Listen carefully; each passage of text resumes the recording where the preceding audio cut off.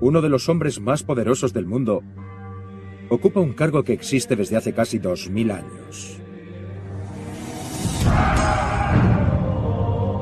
Aunque el mundo cambie y la fe evolucione, su autoridad perdura. Lo que comenzó con un apóstol se ha convertido en 1.200 millones de fieles seguidores de un hombre. Él es la cabeza de la Iglesia Católica, el Papa. Y esta es su historia de poder.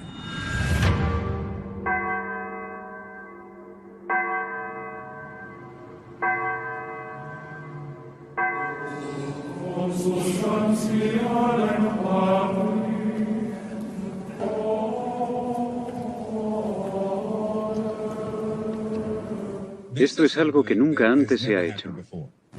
Esta mañana, el Vaticano ha mostrado públicamente lo que se cree que son fragmentos de huesos de San Pedro, un apóstol de Jesucristo y el primer Papa. El Papa Francisco es el líder número 266 de la Iglesia Católica.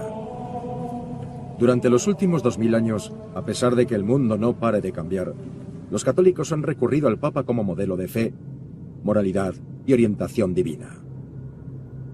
Pero, ¿quién es esta figura que significa tanto para tantos? ¿Y cómo ha llegado a ser uno de los hombres más poderosos del mundo?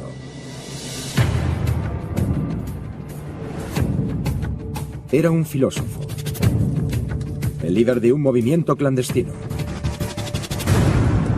y un forajido. Pedro era uno de los 12 apóstoles.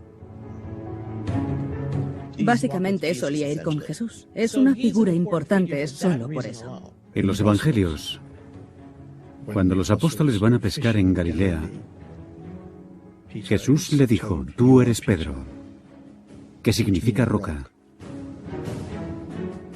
Y sobre esta roca edificaré mi iglesia y te daré las llaves del reino de los cielos.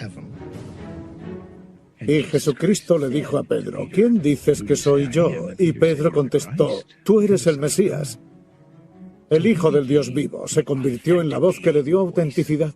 Fue Pedro el que al verbalizar esta confesión se convirtió en el símbolo de la verdad inquebrantable de que Jesús era Hijo de Dios, eje central de la Iglesia Católica. Aunque la palabra Papa no se use en cientos de años, los cimientos de la Santa Sede están ligados al legado de Pedro. Los papas son, por decirlo de alguna manera, los herederos de la generación apostólica.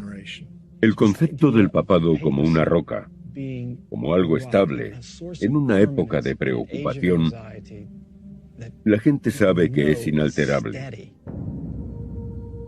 Pedro predica que Jesucristo murió por los pecados del hombre y aceptar esa verdad es la clave de la salvación.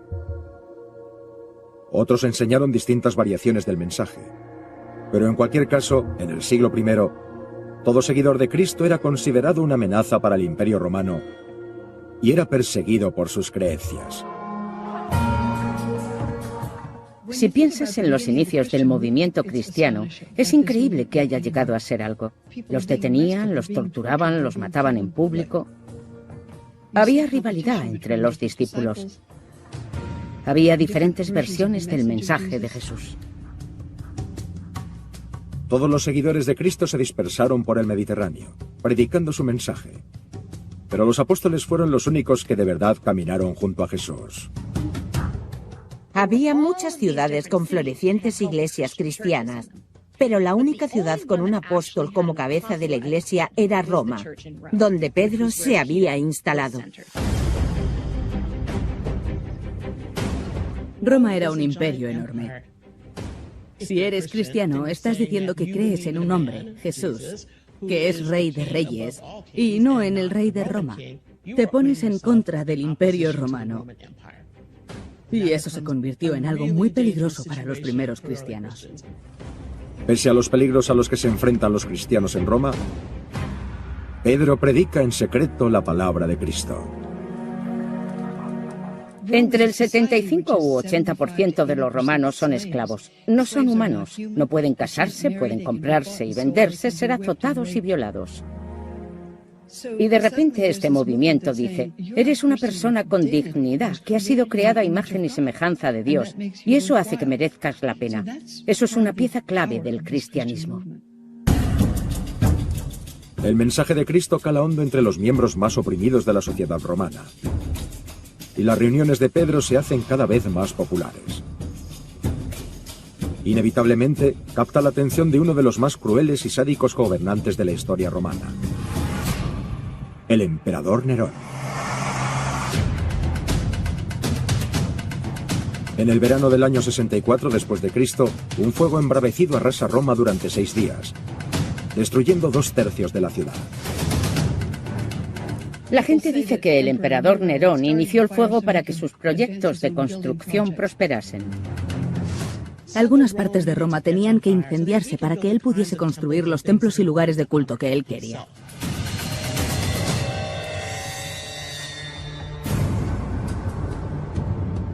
Los rumores de que Nerón había iniciado el fuego se extendieron. Y necesitaba un chivo expiatorio. La gente ya estaba haciendo muchas preguntas sobre su cordura, su capacidad para gobernar y demás. Buscó un colectivo que no fuese muy querido. Los culpables más apropiados eran los cristianos. Nerón dijo, estos son el problema. Han sido quienes han quemado la ciudad. Hagámosles cosas terribles.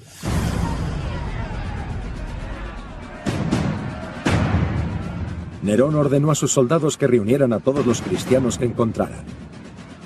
Nerón hizo que los colgaran en postes y los quemaran vivos en sus jardines. Hizo que fieras salvajes atacaran a otros.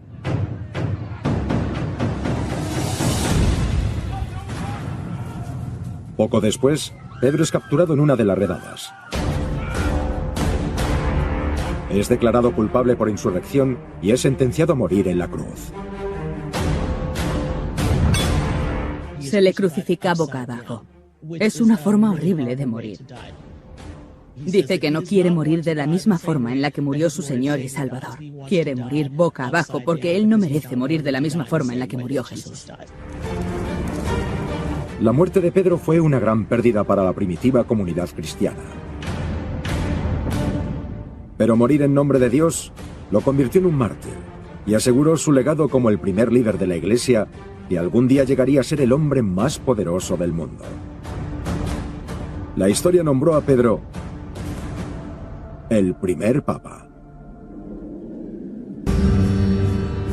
Tras la violenta muerte de Pedro, los cristianos se dieron cuenta de que tenían que organizar su movimiento si querían sobrevivir a la tiranía romana.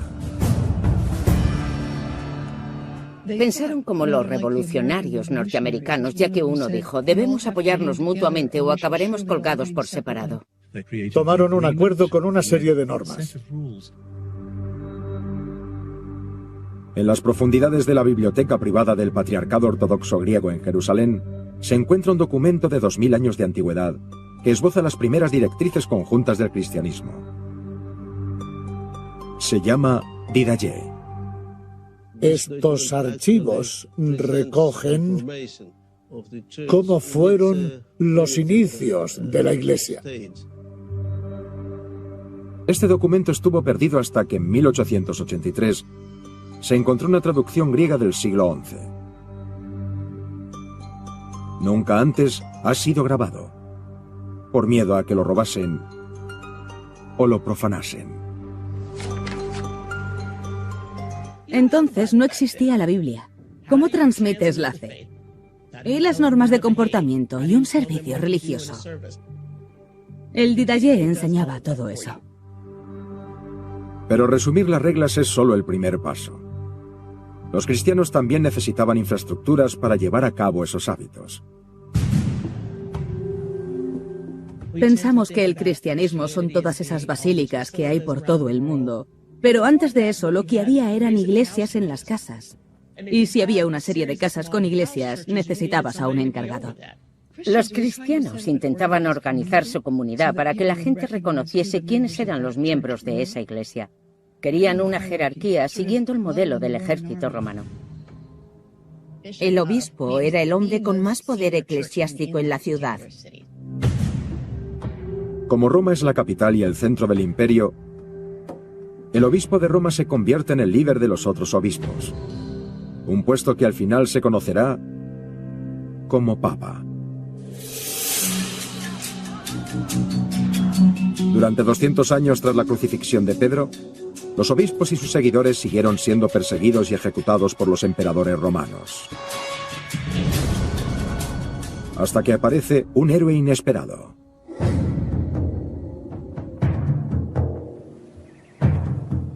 Constantino era un jefe militar excelente y cuando llegó su momento para convertirse en emperador, decidió luchar contra sus competidores.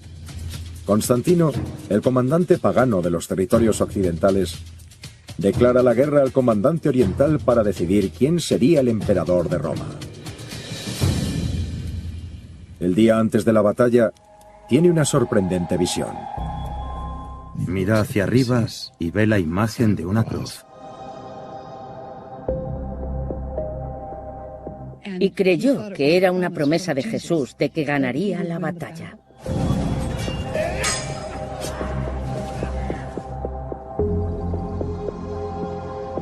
Constantino gana la batalla.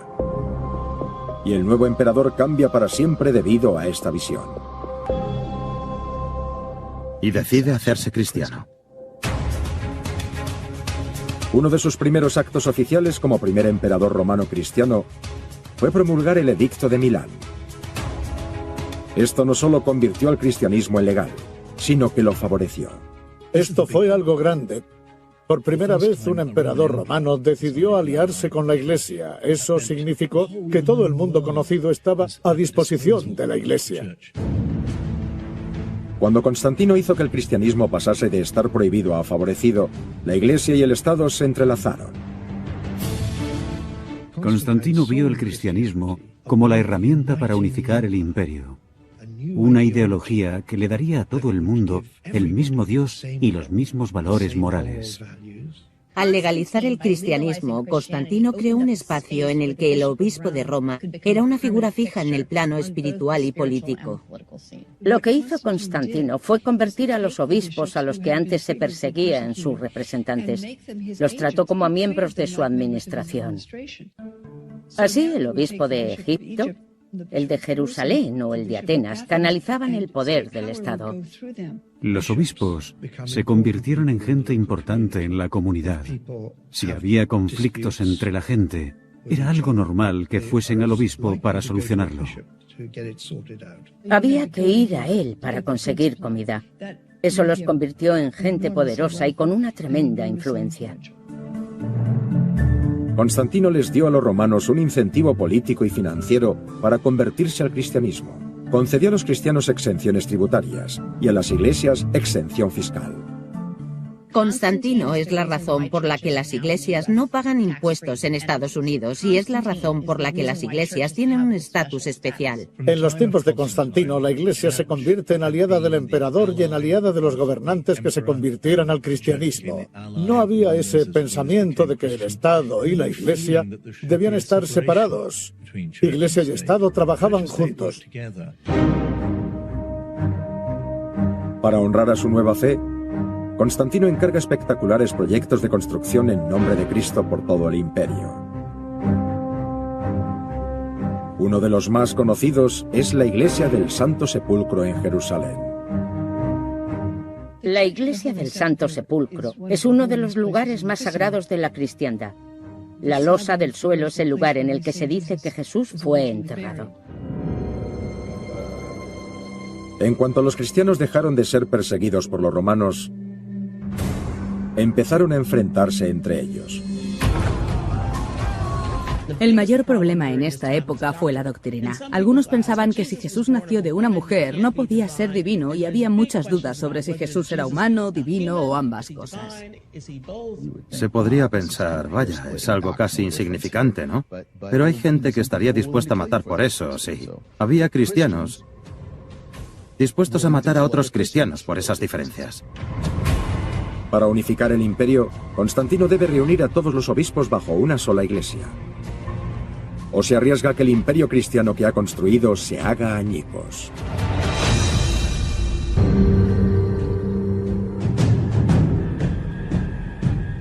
Con Constantino y el obispo de Roma, el cristianismo ha pasado de ser una secta perseguida a ser la fuerza dominante del mundo occidental.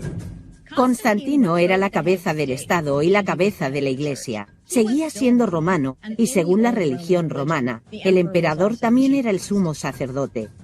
Constantino tomó el camino de seguir su fe, en lugar de imponer lo que ahora llamamos separación de poderes.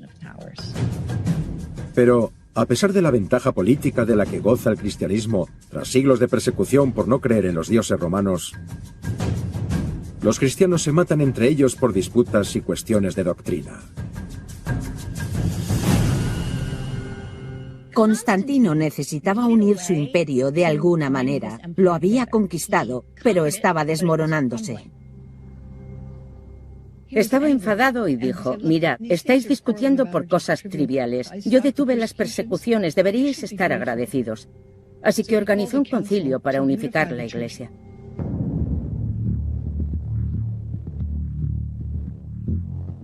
En el concilio de Nicea, por primera vez, todos los obispos se reunieron y hablaron entre ellos.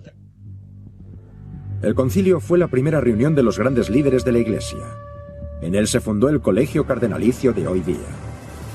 Se les encomendó que escribiesen lo que un cristiano debía creer. Constantino consigue que los obispos lleguen a un acuerdo y hagan una declaración de fe que aún se usa hoy en día para unir a los cristianos. El credo de Nicea. El credo dice, creo en Jesús, en el Padre Todopoderoso, creador de cielo y tierra, y se decide que Jesús es humano y es divino. Constantino declaró, si lo firmas eres cristiano y parte de nosotros. Si no, estás excomulgado, estás fuera y probablemente vayas al infierno. Y eso se convirtió en el grito de guerra de los católicos por todo el mundo.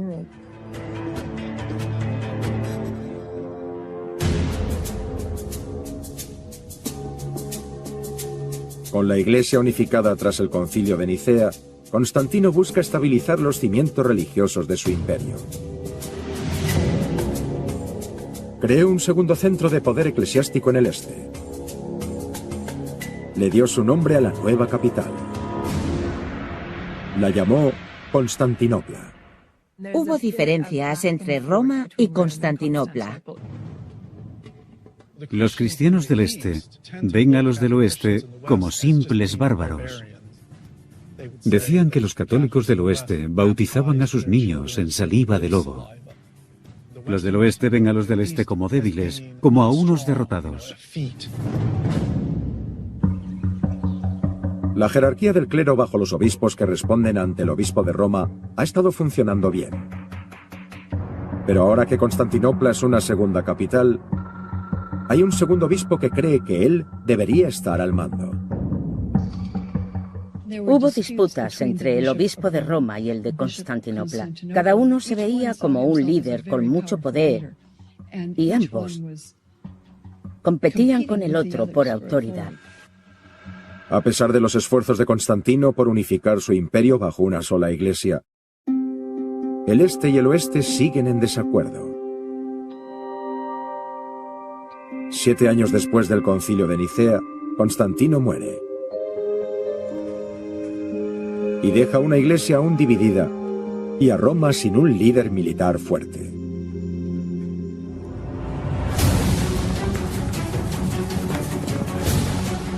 Durante alrededor de los siguientes 100 años, después de la muerte de Constantino, los bárbaros paganos atacan Roma desde el norte.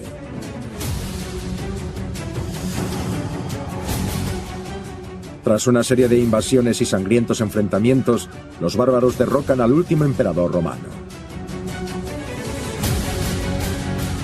La ciudad eterna, que fue hogar de 2 millones de personas, ve su población reducida a menos de 30.000. La que fue capital política y espiritual del imperio, Roma, está ahora casi abandonada, y así permanece cerca de 200 años. En el siglo VI, Roma está más sucia y peor gobernada que en los tiempos de Constantino.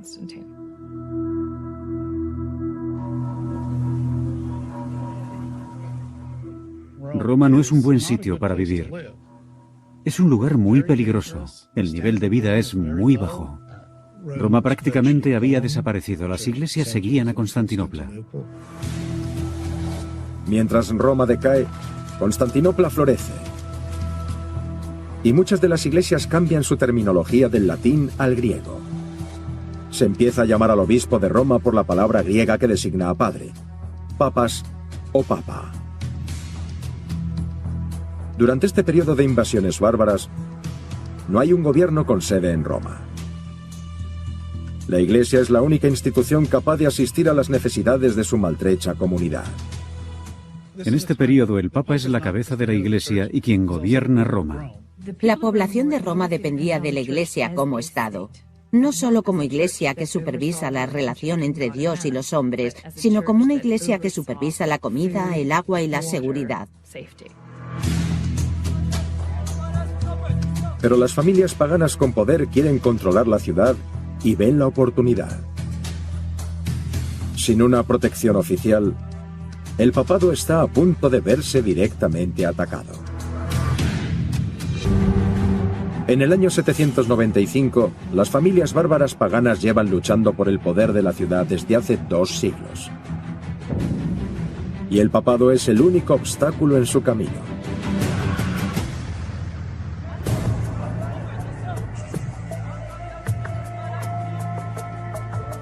Los lombardos son uno de los invasores bárbaros de la península itálica. Querían conquistar Roma y hacerse con el territorio que gobernaba el papado.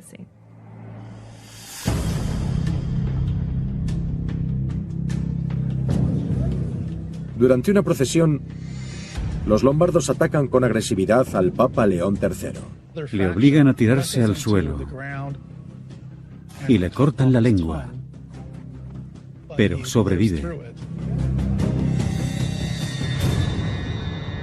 El Papa León III sabe que necesita protección y que, como no tiene ejército, necesita tener aliados.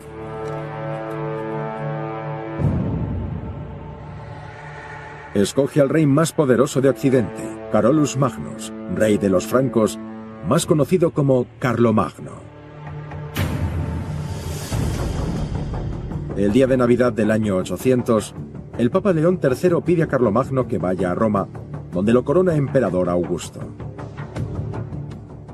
Carlomagno asumió el papel de defensor de la fe. El momento en que León III coronó a Carlomagno es muy importante. Ahí se vuelve a unir la Iglesia con el imperio.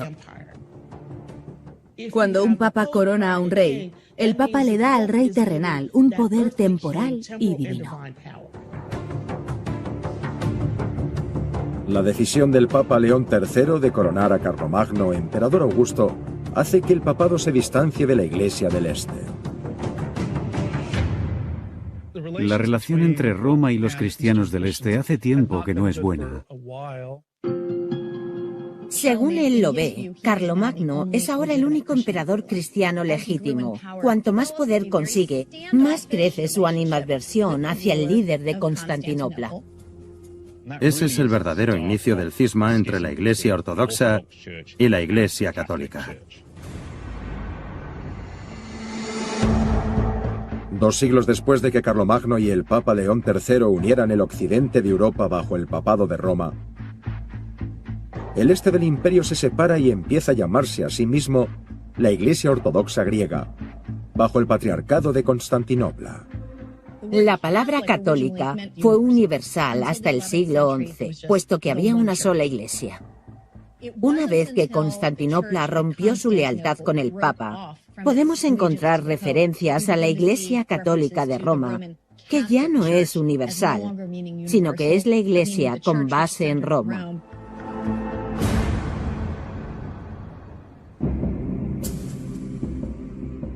$200 años después de la histórica alianza entre Carlomagno y el Papa León III,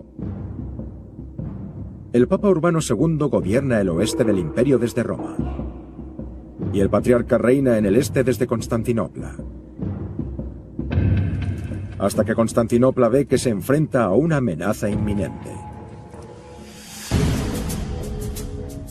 El Islam es la fuerza más poderosa de la Edad Media. Son los más ricos, los más sofisticados.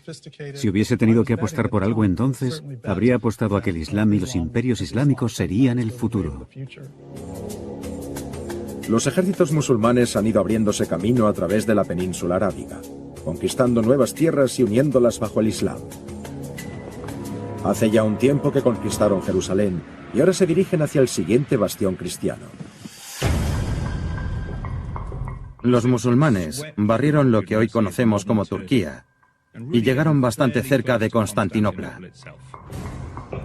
Cuando casi puedes ver a los musulmanes en la otra orilla, es hora de avisar a los cristianos que quedan para que te ayuden.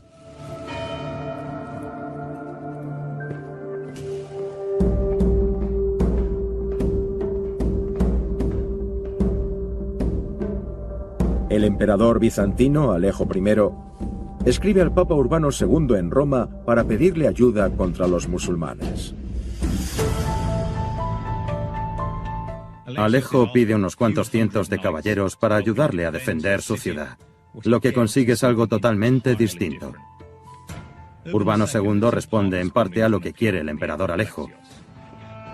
Como líder de la Iglesia, intenta mejorar el bienestar espiritual de su gente, pero también es un político.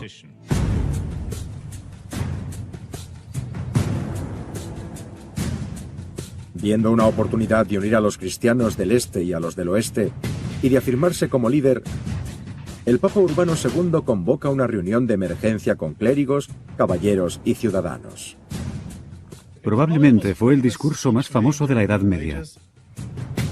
Urbano habló del apuro en el que estaban los cristianos en el este, cuyas tierras habían sido conquistadas, de las horribles mutilaciones que sufrían monjas, clérigos y peregrinos debido a su fe. Lo que hizo Urbano fue muy inteligente. En lugar de pedir que fuesen a combatir por el este, les pidió que fuesen hasta Jerusalén y reconquistaran las tierras que ahora estaban en manos de los musulmanes. La respuesta fue impresionante. Gritaban, Deus vult, Dios lo quiere. Este es el momento en el que las cruzadas comienzan desde el oeste de Europa. Urbano fue el ejemplo de un tipo nuevo de papa. Era severo, tenía una gran personalidad. El papado era una entidad unificadora, purificadora, inspiradora, que instó a la gente a que hiciese algo extraordinario por Dios. Tenía una gran imaginación. Por primera vez, el Papa, un líder religioso que estuvo a merced de los bárbaros y dependió de reyes para su protección, se hace con un ejército y declara una guerra. En 1094, la Iglesia del Este le pide al Papa en el oeste que le ayude a luchar contra la llegada de los musulmanes. El Papa Urbano II ve la oportunidad de reunir a los cristianos y restaurar la Iglesia católica. Somos tribales cuando se ataca a nuestra tribu. Hoy en día es igual. El 11 de septiembre atacaron Estados Unidos y la gente hacía cola en los centros de reclutamiento para alistarse y luchar. Cuando hace el llamamiento para la primera cruzada, el Papa Urbano II consolida su papel como potencia mundial. El Papa ya no es solo un líder espiritual, sino también un comandante a cargo de un ejército. Una ferviente masa de casi 40.000 personas marcha hacia Jerusalén por el este.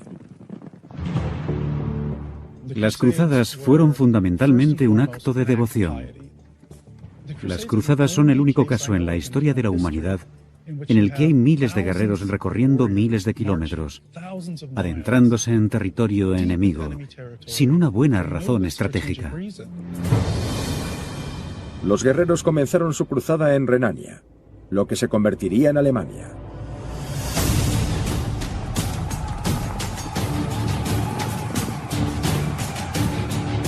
La destrucción en nombre de Cristo arrasó con todos los no creyentes a su paso. Una de las cosas terribles que hizo este grupo fue atacar a los judíos en Renania. Decidieron que, al haber sido los judíos responsables de la muerte de Jesús, como iban a atacar a los enemigos de la Iglesia, tenían que empezar en casa antes de hacerlo fuera. La masacre de Renania fue solo el principio de lo que se convirtió en una contienda religiosa liderada por el Papa. Cuando la primera cruzada llega a Asia Menor, entra en territorio musulmán. Conquistan la ciudad de Nicea y después luchan contra los musulmanes y se hacen con Antioquía.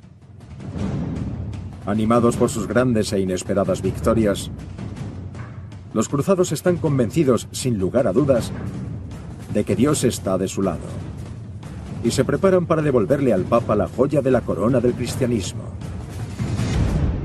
Jerusalén.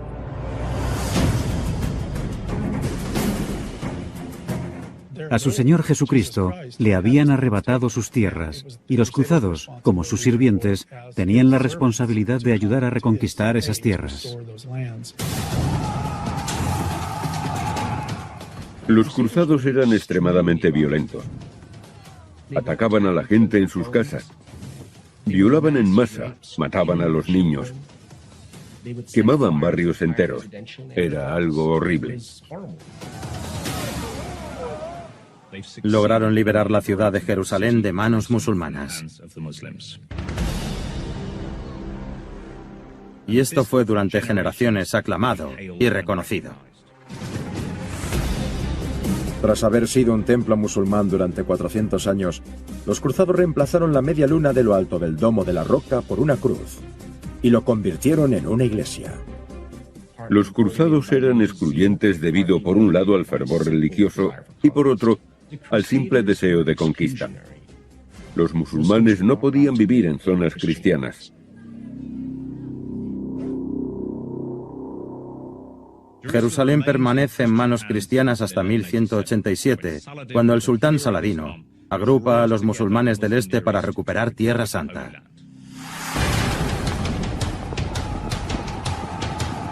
Mientras los musulmanes se acercan de nuevo a Jerusalén, el Papa Urbano III se da cuenta de que el intento de su predecesor de defender el cristianismo quizá provoque su fin.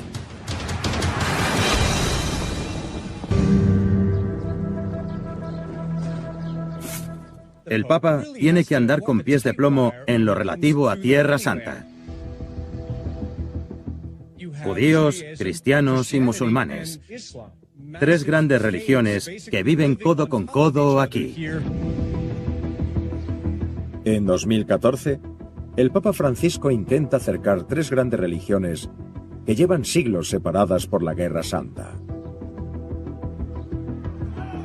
El Papa Urbano II incitó a la violencia para conseguir un mundo bajo una sola Iglesia católica. Y el Papa Francisco aún sigue intentando sanar las heridas infligidas por su predecesor hace casi 1000 años. La religión provoca muchos sentimientos. Provoca tragedias, crímenes. Es una historia de casi 2000 años de esas cosas, y los papas han formado parte de esa historia desde el principio.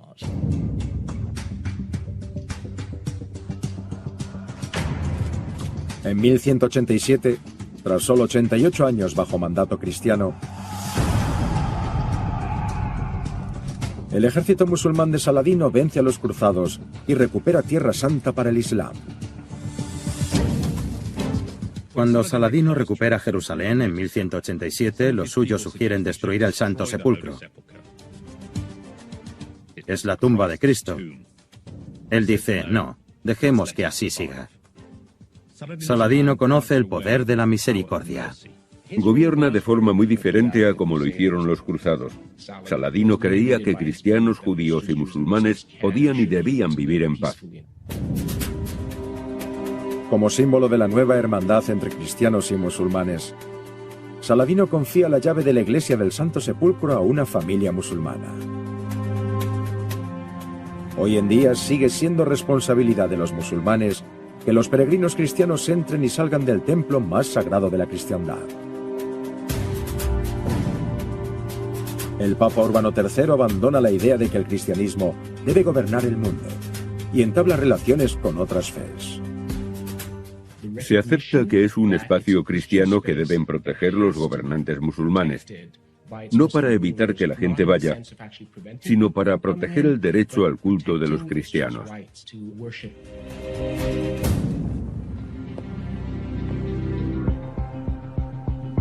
Abrir y cerrar las puertas del lugar más sagrado para los cristianos en Jerusalén es responsabilidad de los al-Husseini desde hace 8 siglos. Soy el custodio de la iglesia del Santo Sepulcro. Llevamos protegiendo la iglesia desde el año 1187. El gesto de Saladino representa en gran parte lo mismo que el papado hoy en día. Un liderazgo divino que se enfrenta a religiones en guerra. Cuando vengo cada mañana a abrir las puertas, me quedo mirándolas y veo a mi padre, a mi abuelo, y también veo cómo Saladino Ayyub las abre conmigo. Es un honor. No hay palabras para expresar. Es increíble.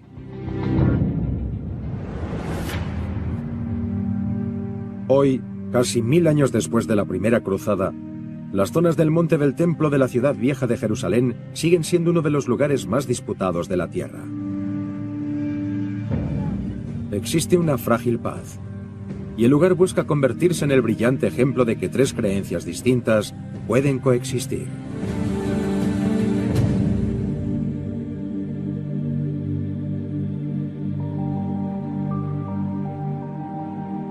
Es un lugar sagrado para todos. Está el Domo de la Roca, el Muro de las Lamentaciones y la Iglesia del Santo Sepulcro. Queremos la paz. Queremos vivir juntos, como hermanos. A lo largo de la historia, el Papa ha jugado un papel principal en los constantes enfrentamientos entre devotos. Miles de años han pasado. Se han perdido miles de vidas. Pero las llamadas a la lucha y los rezos por la paz perduran. Los seres humanos se enfrentan constantemente al reto que significa vivir en paz y armonía con quienes son diferentes a ellos. No es algo nuevo. Los mundos de Urbano II y del Papa Francisco son muy distintos, pero ambos se enfrentan a lo mismo. Ambos tienen como tarea liderar la fe en un mundo lleno de conflictos por la fe. En marzo de 2000, el Papa Juan Pablo II pidió perdón por las cruzadas y las violentas campañas de sus predecesores. Pedimos perdón por el uso de la violencia en nombre de la verdad y por haber sido indiferentes u hostiles hacia otras religiones. Los papas de hoy prefieren seguir el ejemplo de Saladino y predican la coexistencia, a diferencia del Papa Urbano II, que eligió la guerra. Jesús le dijo a Pedro: tú eres la roca, y sobre esta roca edificaré mi iglesia. Una roca no se mueve, es eterna. Así que parece que los fieles católicos aprecian de forma misteriosa y fervorosa la estabilidad y permanencia de la idea del pasado. En contra de lo esperado, y a pesar de todas las amenazas que su reinado ha sufrido, 2000 años después de la muerte de San Pedro, el Papa permanece a la cabeza de una de las instituciones con más poder del mundo.